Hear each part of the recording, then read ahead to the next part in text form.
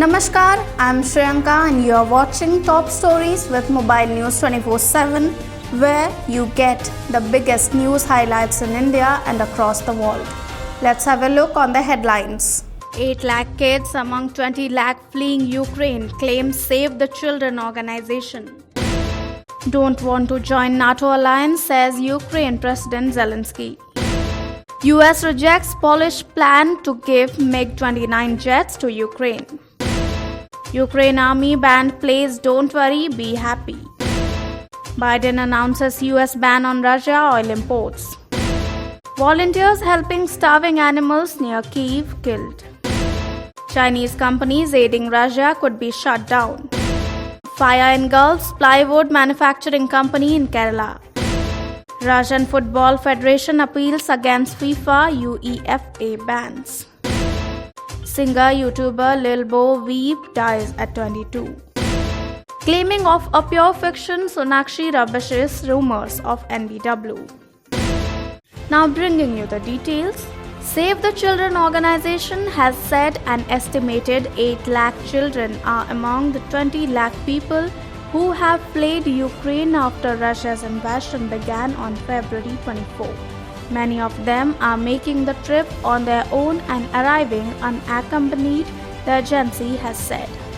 Parents are resorting to the most desperate, heartbreaking measures to protect their children. This includes sending their children away with neighbors and friends to seek safety outside of Ukraine while they stay home to protect their homes, said Irina Sagoyan from the NGO. On Tuesday, the news of 11-year-old Hassan, who left his home in Zaporizhzhia on his own because his mother could not leave his grandmother, was leading in headlines across the world. He arrived safely in Slovakia after a 1,200 kilometers train journey, carrying just 2 small bags, his passport and his relative's phone number written on his hand. More than half of the refugees leaving Ukraine are going to Poland and then Hungary and Slovakia, the BBC reported. President Volodymyr Zelensky said he is no longer pressing for NATO membership for Ukraine, a delicate issue that was one of Russia's stated reasons for invading its pro-Western neighbor. In another apparent nod aimed at placating Moscow, Zelensky said he is open to compromise on the status of 2 breakaway pro-Russian territories that President Vladimir Putin recognized as independent just before unleashing the invasion on February 24. Referring to NATO membership, Zelensky said through an interpreter that he doesn't want to be president of a country which is begging something on its knees. Russia has said it doesn't want neighboring Ukraine to join NATO, the transatlantic alliance created at the start of the Cold War to protect Europe from the Soviet Union. The President administration has rejected a proposal from the government of Poland to allow it to transfer old Soviet-built MiG-29 fighter jets to Ukraine, Defense Department Press Secretary John Kirby said in a statement. The prospect of fighter jets at the disposal of the government of United States of America departing from a US NATO base in Germany to fly into airspace that is contested with Russia over Ukraine raises serious concerns for the entire NATO alliance, Kirby said on Tuesday.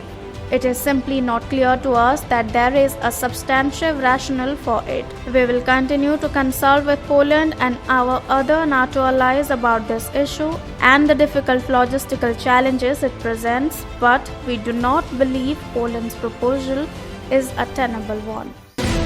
Several videos of Ukrainians singing their national anthem while crying their hearts out or playing music amid the escalation with Russia has already gone viral on social media. There was a pianist playing What a Beautiful World in the railway square in Lviv as passengers rushed by to board trains. Then there was the young girl singing Let It Go in an underground shelter. Now an international journalist covering the crisis has shared the Ukrainian army band playing Bobby McFerrin's Don't Worry, Be Happy in front of barricades shielding the opera and ballet theatre in Odessa. The BBC has verified this footage. As we enter the 14th day of the Russian invasion of Ukraine, efforts are afoot to save as many lives as possible from the war-hit zones. US President Joe Biden announced a US ban on Russian oil imports at a presser on Tuesday. Biden said the Washington's decision to ban imports related to Russian oil is not without cost for the United States. The decision today is not without cost here at home, Biden said at the White House.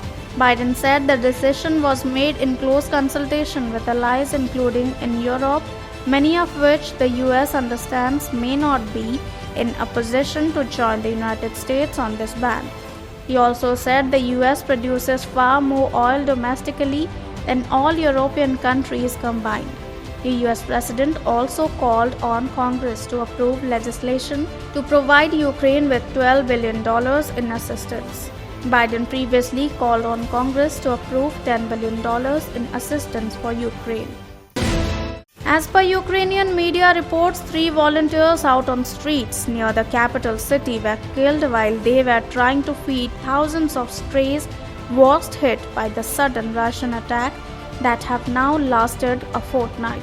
A SUV drove through the streets of Bucha, formerly a cozy green town near Kyiv, that have turned into a hotspot of Russia's war against Ukraine. 3 people were in the car: Shari Ustimenko, a co-founder of a car repair shop, Maxim Kuzmenko, a hookah server, and Anastasia Yalanska, a lead recruiter at an IT company. Bucha has largely come under Russian control, but the 3 young Ukrainians were on the important mission. They were delivering dog food to dog shelters on March 4 as they ran back and forth picking supplies as those ran out quickly. They were headed to Ustimenko's parents. They had almost reached the house when there was a deafening sound. Chinese companies that defy sanctions on Russia and Belarus can be subjected to devastating actions, US Secretary of Commerce Gina Raimondo said in an interview. We could essentially shut SMIC down because we prevent them from using our equipment and our software, Raimondo told the New York Times in an interview published on Tuesday about Chinese firms that continue working with Russian counterparts. Semiconductor Manufacturing International Corporation or any Chinese companies breaching US export control measures imposed on Russia and Belarus can be shut down should they deliver chips and other high-tech items to sanctioned countries, she added. A massive fire engulfed a plywood manufacturing company near Malabar cement factory at Pallipuram in Cherthalai of this district in Kerala on Wednesday. According to the locals, the blaze broke out during a lightning storm at 3:30. There was a very loud sound, the fire was huge, and flames were shooting into the sky. At least 12 fire tenders from Alappuzha and Kochi are still battling to bring the blaze under control. The scenes of the huge flames with thick smoke coming out from the roof of the company caused panic among the locals. The exact reason for the fire is yet to be ascertained. The Russian Football Union has appealed to the Court of Arbitration for Sport against the decision by FIFA and UEFA to bar Russian teams from international competitions over the country's invasion of Ukraine. CAS confirmed that an appeal has been lodged with the RFU, hoping to return to FIFA and UEFA competitions. The Russian football clubs and national teams on February 28 were suspended from all competitions until further notice by FIFA and UEFA. Russia's men's national team was scheduled to play Poland on March 24 in a World Cup qualifying playoff. Poland has refused to play Russia in the match. The winner of that match would have played the winner of the game between Sweden and the Czech Republic in the next round, but they also have refused to play against the Russians. Australian singer, rapper and YouTuber personality Lil Boosie has died. Born Fiona Brooks, Bo died on March 3. Her father, Matthew Schofield, confirmed the news on Facebook. Her death was first confirmed by rapper Smart Death on March 6. with Lil Boosie having been featured on his track Far Away. She had reportedly been struggling with mental health issues for some time, and the last few years had been particularly difficult. As of now, however, no cause of death has been specified. Her songs Codependency and Not It's Okay were streamed on Spotify over 5 million and 12 million times respectively, and she launched 2 episodes. Days after being linked to Salman Khan in a photoshopped image that took the internet by storm, there have been reports now doing rounds that Sonakshi Sinha has a non-bailable warrant issued against her for fraud. The actress has hit out on social media with a clarification, calling the whole issue a harassment case against herself. She also requested the media not carry the fake news and said that the individual complicit in this whole affair is seeking publicity and wants to extort money using her name. Minutes after the statement, Sonakshi shared a picture of herself posing with her cup of coffee and wrote #HouseArrest with multiple laugh emoji. The 34-year-old actress was allegedly accused of being a no-show for an event held in Delhi for which she was chief guest. The organizer of the event said that she was paid over Rs 37 lakh to attend, and after being a no-show upon asking her to return the money, her manager refused. So he had to approach Moradabad court.